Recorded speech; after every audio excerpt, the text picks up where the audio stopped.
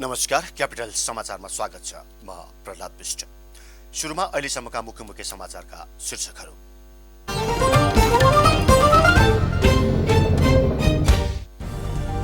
बृहत कम्युनिस्ट एकताको लागि पार्टीको नाम फेर्ने विषयमा माओवादी केन्द्रले छलफल थाल्यो। नयाँ समीकरणको कसरतमा सबै दल सरकारको नेतृत्व हत्याउने दाउमा। 283 स्थानीय तहको केन्द्रलाई राष्ट्रिय सडक तथा प्रदेश राजधानीसँग जोड्ने करिब 2 खर्ब बराबरको सडक निर्माण कार्यक्रम सुरु। गुणस्तरीय विकासमा ध्यान दिन प्रधानमन्त्रीको निर्देशन। काठमाडौँ तराई द्रुत मार्ग निर्माण भएको अनियमितताबारे लेखा समितिले छानबिन थाल्यो। नेपाली सेनासँग आवश्यक कागजपत्रको माग। काजाकिस्तानमा सैनिक विमान दुर्घटना, 4 जनाको मृत्यु, गम्भीर घाइते 2 जनाको जीवितै उद्धार।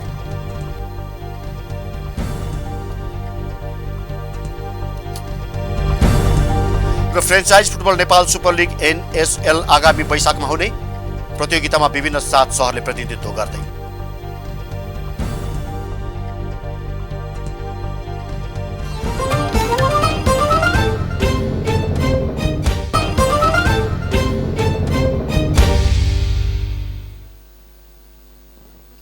क्यापिटल समाचार अब विस्तारमा।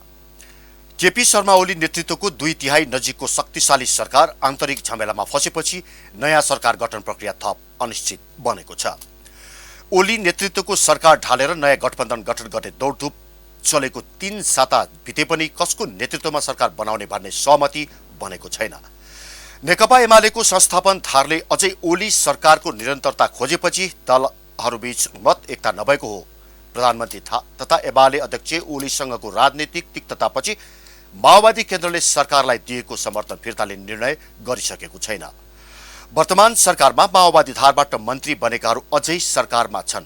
माओवादी केन्द्रले नयाँ गठबन्धनका लागि चासो देखाए पनि नेपाली कांग्रेस र जनता समाजवादी पार्टी दुवैले सरकारको नेतृत्वमा दाबी नछाडेपछि सरकार विरुद्धको अविश्वासको प्रस्ताव अझै अनिश्चित छ। एमाले सरकार विरुद्ध नयाँ गठबन्धन तयार हुनुहुँदासम्म सरकारलाई समर्थन दिइरहने रणनीति बनाएको माओवादीले कांग्रेस र जसपासँग निरन्तर छलफल गरिरहेको छ। तर ओली सरकारको कदम विरुद्ध आन्दोलनमा निस्किएको नेपाली कांग्रेसले पनि सरकार ढाल्ने विषयमा कुनै निर्णय लिन सकेको छैन। कांग्रेस जस्तै जसपा पनि नेतृत्व नपाउने अवस्थामा सत्ताको भर्याङ नबने भन्दै ओली विरुद्धको मोर्चाबन्दीमा अघि सरेको छैन। सत्ता सहकारीको विषयमा 3 सातादेखि निरन्तर छलफल गरिरहेको 3वटै दल निर्णयमा नपुग्दा नयाँ सरकारको न्यूनतम साझा कार्यक्रम तथा सरकारको स्वरूपबारे कांग्रेस, माओवादी र जसपाले संयुक्त छलफल गर्न नसकेका हुन्। नेकपा माओवादी केन्द्रले नेकपा खारेज भएपछि नेकपा एमाले प्रवेश गरेका माओवादी केन्द्रका प्रतिनिधि सभा सदस्य 6 र प्रदेश सभाका 7 जना सांसदलाई कारबाही गर्ने भएको छ। स्थायी कमिटी सदस्य रामबहादुर थापा बादल सहितको नेताले केन्द्रमा नफर्किने जवाब दिएपछि माओवादीले 24 घण्टे स्पष्टीकरण सोधेको थियो। तर कुनै नेताले जवाब नफर्काएपछि उनीहरूको साधारण सदस्य समेत खारेज गर्ने बारे केन्द्रीय कमिटी बैठकमा छलफल सुरु भएको हो। आइतबार पेरिस डाँडामा बसेको बैठकमा केन्द्रका अध्यक्ष पुष्पकमल दाहाल प्रचण्डले वर्तमान राजनीति र भावी रणनीतिबारे ब्रिफिङ गरेको प्रवक्ता नारायण काजी श्रेष्ठले जानकारी दिनुभयो। मन्त्री पदमै रहनुभएका कमरेडहरूलाई मन्त्री पद त्याग गरेर सरकारबाट फिर्ता हुन निर्देशन दिने कुरालाई केन्द्रीय कमिटीले पनि औपचारिक रूपमा निर्णय गरेको छ र त्यसै गरी हिजोकै केन्द्रीय कार्यको प्रस्ताव अनुसार हाम्रो पार्टीका कतिपय केन्द्रीय कमिटी र विभिन्न कमिटीका सदस्यहरू अर्को पार्टीमा रहनु भएको भन्ने जो सार्वजनिक रूपमा सूचना प्राप्त भएको छ, त्यस आधारमा हाम्रो माओवादी केन्द्र परित्याग गरेको हो होइन र आफ्नो पार्टी कुन हो सुसूचित गर्नको निम्ति र आफ्नो स्थिति स्पष्ट गर्नको निम्ति स्पष्टीकरण माग्ने कार्यालयको प्रस्तावलाई पनि आजको केन्द्रीय कमिटीले निर्णय गर्यो। आइतबारको बैठकमा प्रदेशगत रिपोर्टिङ भएको र सोमबार पनि बैठक जारी रहेको नेता श्रेष्ठले बताउनुभयो। प्रदेश नम्बर 1 बाट सावित्री भूषाल, 2 बाट विश्वनाथ शाह, बागमतीबाट नारायण दाहाल, गण्डकीबाट हितराज पाण्डे, लुम्बिनीबाट ओन्सरी घटी, कर्णालीबाट माया शर्मा र सुदुङ पश्चिमबाट नेपबहादुर चौधरीले पार्टीको अहिलेको अवस्थाबारे रिपोर्टिङ गरेका थिए। बैठकमा बृहत ध्रुवीकरण गरेर पार्टीको नाम नै परिवर्तन गर्न र सबै माओवादीलाई समेट्नुपर्ने सुझाव समेत आएको छ। बैठकमा नेकपा एमालेको माधव नेपाल समूहलाई समेट्ने गरी पार्टीको नाम परिवर्तन गर्ने विषयमा समेत छलफल सुरु भएको नेताहरूले जनाएका छन्। यसैबीच नेकपा एमालेका अध्यक्ष एवं प्रधानमन्त्री केपी शर्मा ओलीले वरिष्ठ नेता द्वय झलनाथ खलान र माधव नेपाल समूहले अगाडि सारेको शर्त नमान्ने जनाउ दिएका छन्। खनाल नेपाल पक्ष पार्टीको बैठकमा नआए कारबाही गरेर अगाडि बढ्ने ओली समूहको चेतावनीपछि नेकपा एमाले एकताबद्ध हुने आधार थप कमजोर बनेको छ। नेकपा विघटन भएसँगै यसको असर प्रदेश सरकारमा समेत देखिन थालेको छ। एमाले र माओवादी पार्टी पुनर्जीवित भएपछि प्रदेश 1 का मुख्यमन्त्री शेरधन राईले आफू विरुद्ध दर्ता भएको अविश्वासको प्रस्ताव चल्न प्रदेशसभा बैठक अनिश्चितकालका लागि स्थगित गराउनु भएको छ। प्रदेश सभा सचिव गोपाल प्रसाद पराजुलीले विशेष कारणले बैठक स्थगित भएको जानकारी दिनुभयो। उहाँका अनुसार अविश्वासको प्रस्ताव माथिको छलफल के हुन्छ भन्ने निर्णयमा नपुगेको बताउनु भयो। पराजुलीले जारी गरेको सूचनामा प्रदेशसभा नियमावली 2074 को नियम 6 को उपनियम 3 बमोजिङ अर्को सूचना नभएसम्मका लागि बैठक स्थगित गरिएको उल्लेख छ। सोमबार बैठक सञ्चालन गर्नको लागि आइतबार प्रदेशसभा सदस्यहरूलाई कोरोना विरुद्धको खोप लगाइएको थियो। यसअघि गत फागुन 9 गते संसदमा टेबल भएको अविश्वासको प्रस्तावमाथि छलफल गर्न फागुन 20 गते बैठक आह्वान गरिएको थियो। तर मुख्यमन्त्री शेरधन राईको दबावमा सभामुख प्रदीप कुमार भण्डारीले फागुन 19 गते सूचना जारी गर्दै चैत्र 2 गतेसम्मका लागि बैठक स्थगित गर्नुभएको थियो। सर्वोच्च अदालतले नेकपाको एकता भङ्ग गरेपछि सोमबारका लागि बोलाएको बैठक अनिश्चितकालको लागि स्थगित भएको हो। प्रधानमन्त्री केपी शर्मा ओलीले सडक निर्माणमा प्रविधिक त्रुटि नगर्न निर्देशन दिनुभएको छ। आइतबार प्रादेशिक एवं स्थानीय सडक निर्माण तथा सुधार कार्यक्रम सुरु गर्दै प्रधानमन्त्री ओलीले सडक निर्माणमा भएका प्राविधिक त्रुटिका कारण दुर्घटना निम्तिने भएकोले सडक निर्माणमा प्राविधिक त्रुटि नगर्न निर्देशन दिनुभएको हो। जनताको जीवन रक्षा महत्त्वपूर्ण भएको सवारी साधन र यात्रुहरूको सुरक्षाको प्रत्याभूति हुने गरी सडक निर्माण गर्न पनि निर्देशन दिनुभयो। उहाँले दुर्गम ठाउँहरूमा पनि सुरक्षित पक्की सडक बन्नुपर्ने र अब निर्माण हुने सडकहरू कच्चा र असुरक्षित हुनु नहुने तर्फ ध्यान आकर्षण गराउनु भयो।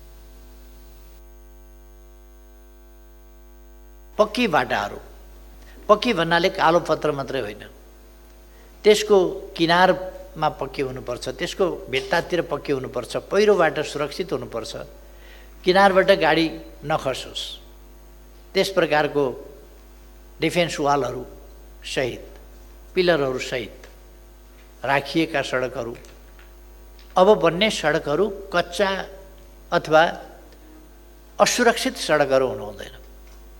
सडक राम्रा, फराकिला, पक्की सडक र सुरक्षित सडक हुनुपर्दछ। यो चाहे स्थानीय तहले, प्रदेशले अथवा सङ्घीय सरकारले जहाँसुकैबाट निर्माण भए पनि यी पक्षहरूमा ध्यान दिनुपर्दछ। प्रादेशिक राजधानीसँग सडक सञ्जालले जोडिएका 283 स्थानीय तहलाई आगामी 5 वर्षभित्र जोड्ने गरी कार्यक्रमको सुरु गरिएको हो। करिब 2 खर्ब लाग्ने अनुमान गरिएको कार्यक्रम अन्तर्गत सङ्घीय सरकारले यस वर्षको लागि 5 अर्ब रुपियाँ विनियोजन गरेको छ। नेपाल कम्युनिस्ट पार्टी क्रान्तिकारी माओवादीका महासचिव मोहन वैद्यले नेपालमा शान्तिको सम्भावना नरहेको बताउनु भएको छ। आइतबार नेकपा क्रान्तिकारी माओवादी सम्बन्ध जवस तथा मोर्चाहरूले काठमाडौँको शान्ति बाटिकामा आयोजना गरेको विरोध सभामा बोल्दै महासचिव वैद्यले नेपालमा क्रान्ति पूरा नभएकोले शान्तिको सम्भावना नरहेको बताउनु भएको हो। क्रान्ति गरेपछि मात्रै शान्ति आउने भन्दै उहाँले नेपालमा बन्दुक उठ्ने दाबी समेत गर्नुभयो। प्रधानमन्त्री केपी शर्मा ओलीले केही समय अघि सबै पार्टीहरू संसदवादी मूलधारमा आएको अभिव्यक्ति दिएको प्रति टिप्पणी गर्दै महासचिव वैद्यले क्रान्तिकारीहरू संसदवादी मूलधारमा नभएको र आफूहरूले वर्तमान व्यवस्था नमान्ने पनि बताउनु भयो। महासचिव वैद्यले मजदुर, किसान, महिला, दलित, आदिवासी जनजाति, मधेसी लगायतको समस्या समाधान नभएको भन्दै समस्या समाधानको निम्ति क्रान्तिको तयारी गर्नुपर्ने बताउनुभयो। क्यापिटल समाचारमा अब पालो विश्रामको।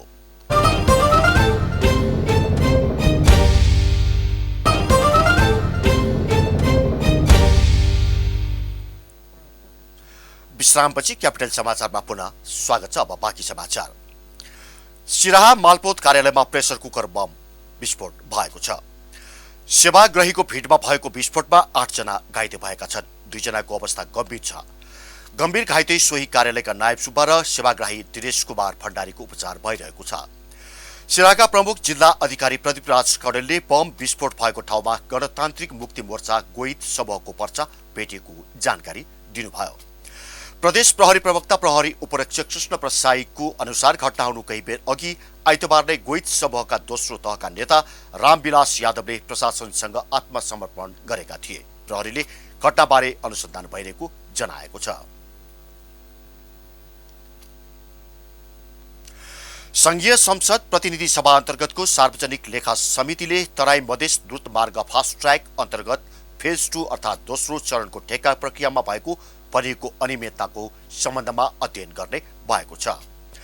तराई मधेस द्रुत मार्ग निर्माणको जिम्मा पाएको नेपाली सेनाले फेज 2 अर्थात् दोस्रो चरणको ठेक्का प्रक्रियामा अनियमितता भएको भन्दै समितिमा उजुरी गरेपछि समितिले त्यसतर्फ चासो देखाएको हो। दोस्रो चरणको ठेक्का प्रक्रिया अन्तर्गत सक्षम बोलपत्र दाता छनौट गर्ने क्रममा अनियमितता भएको भन्दै परेको उजुरीमा उल्लेखित दाबी तथा प्रमाणको रूपमा पेश गरिएको कागजातको आधारमा समितिले सम्बन्धित निकायहरूसँग विभिन्न 11वटा विषयमा प्रतिक्रिया मागेको छ। समितिका सचिव डाक्टर रोजनाथ पाण्डेले प्रारम्भिक छानबिनका लागि सम्बन्धित निकायसँग डकुमेन्ट मागिएको जानकारी दिँदै समितिको आगामी बैठकमा एजेन्डाको रूपमा प्रवेश गराउने गरी तयार गरिएको बताउनुभयो। यो सार्वजनिक लेखा समितिमा केही दिन पहिला एउटा उजुरी परेको छ। यो फास्ट ट्र्याकमा चाहिँ जुन नेपाली सेनाले त्यो कन्ट्र्याक्टको लागि चाहिँ प्री क्वालिफिकेसन सेलेक्ट गरेको र बिडिङ प्रोसेसमा चाहिँ कल गरेको छ भन्ने सुनियो होइन। त्यो आधारमा चाहिँ त्यहाँ अन्याय भयो, त्यहाँ चाहिँ धाँधली भयो अथवा त्यहाँ राम्रोसँग नियमसँग ढङ्गले चाहिँ टेन्डर प्रक्रियामा गएन भन्ने आरोप लगाउँदै उजुरी परेको कारणले हामीले चाहिँ उजुरीमा सपोर्ट गरेका डकुमेन्टहरू त्यसलाई प्रारम्भिक रूपमा छानबिन गरेर अहिले चाहिँ रक्षा मन्त्रालय मार्फत हामीले डकुमेन्टहरू मगाएका छौँ र 11वटा बुँदामा हामीलाई लागेका आशंका लागेका र निवेदकले आरोप लगाएका बुँदाहरूमा चाहिँ उहाँहरूको प्रतिक्रिया मागेका छौँ।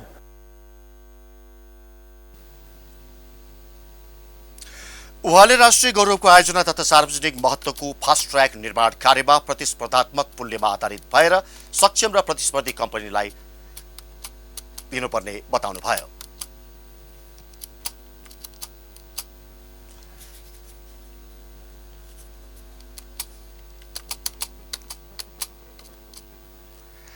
क्यापिटल समाचारमा पुनः विश्राम।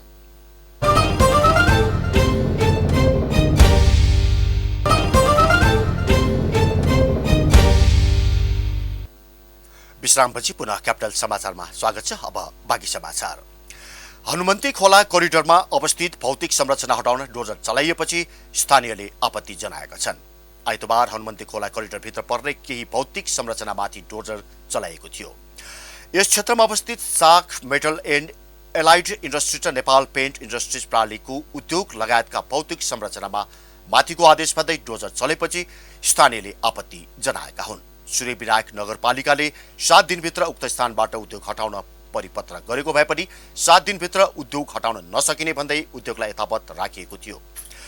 40 वर्ष पुरानो उद्योगको संरचना 7 दिनभित्र हटाउन सम्भव नभएको र कुनै पत्र जानकारी बिना उद्योगमाथि डोजर चलाइएको साख मेटल एन्ड एलाइड इन्डस्ट्रिजका प्रोपाइटर विश्व साखले बताउनुभयो।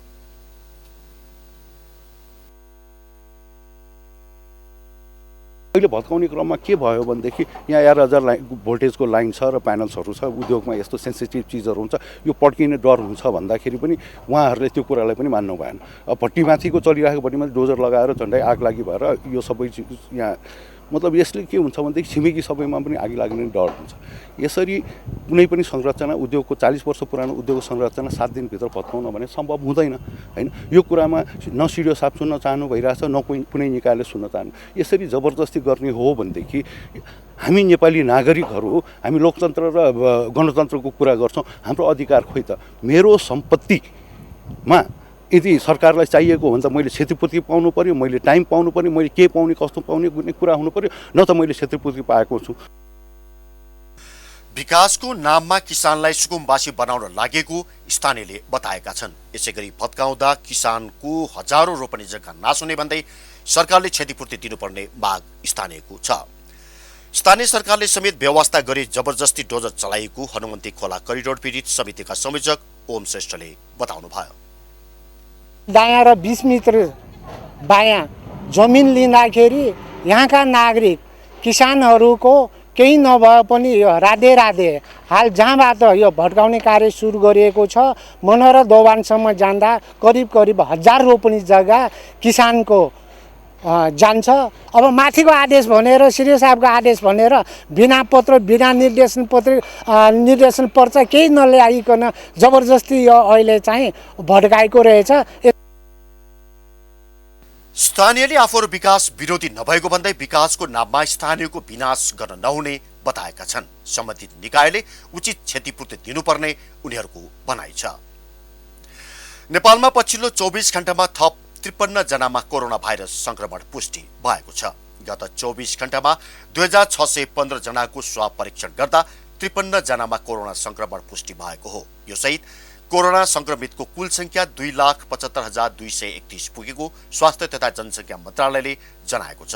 यस्तै आइतबार थप 77 जना कोरोना मुक्त भएका छन्। यो सहित हालसम्म कोरोना मुक्त हुनेको संख्या 2,71,326 पुगेको मन्त्रालयले जनाएको छ। मन्त्रालयका अनुसार निको हुनेको दर 98.6% हो। देशभर 891 जना सक्रिय संक्रमित रहेका छन्। अहिलेसम्म कोरोनाबाट मृत्यु हुनेको संख्या 3014 पुगेको छ। आइतबार कोरोनाबाट कसैको पनि मृत्यु नभएको मन्त्रालयले जनाएको छ। यस्तै अहिले 47 जना क्वारेन्टाइन र 891 जना आइसोलेसनमा रहेका छन्।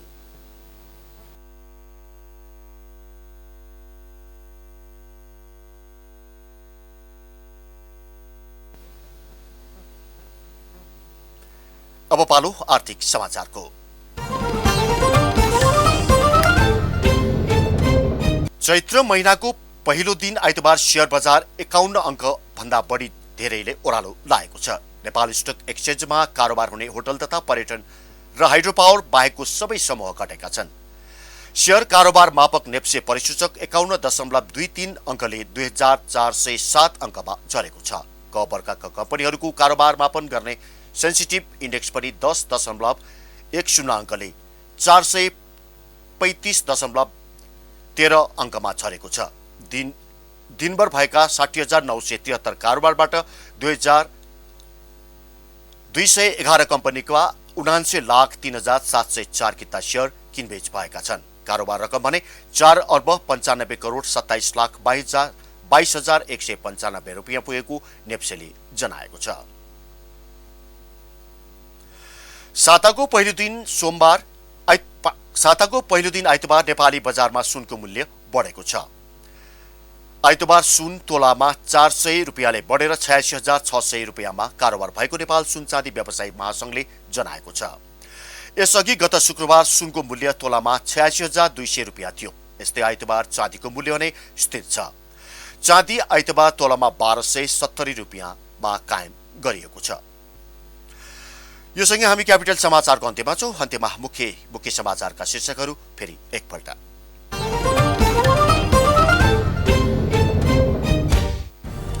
बृहत कम्युनिस्ट एकताको लागि पार्टीको नाम फेर्ने विषयमा माओवादी केन्द्रले छलफल थाल्यो। नयाँ समीकरणको कसरतमा सबै दल सरकारको नेतृत्व हत्याउने दावा। 283 स्थानीय तहको केन्द्रलाई राष्ट्रिय सडक तथा प्रदेश राजधानीसँग जोड्ने करिब 2 खर्ब बराबरको सडक निर्माण कार्यक्रम सुरु। गुणस्तरीय विकासमा ध्यान दिन प्रधानमन्त्री निर्देशन। काठमाडौँ तराई द्रुतमार्ग निर्माण भएको अनियमितताबारे लेखा समितिले छानबिन थाल्यो। नेपाली सेनासँग आवश्यक कागजात पत्र माग।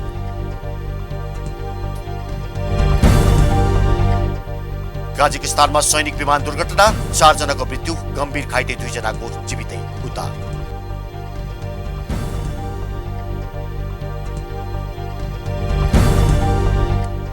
र franchise football Nepal super league NSL आगामी वैशाखमा हुने। प्रतियोगितामा विभिन्न 7 शहरले प्रतिनिधित्व गर्ने।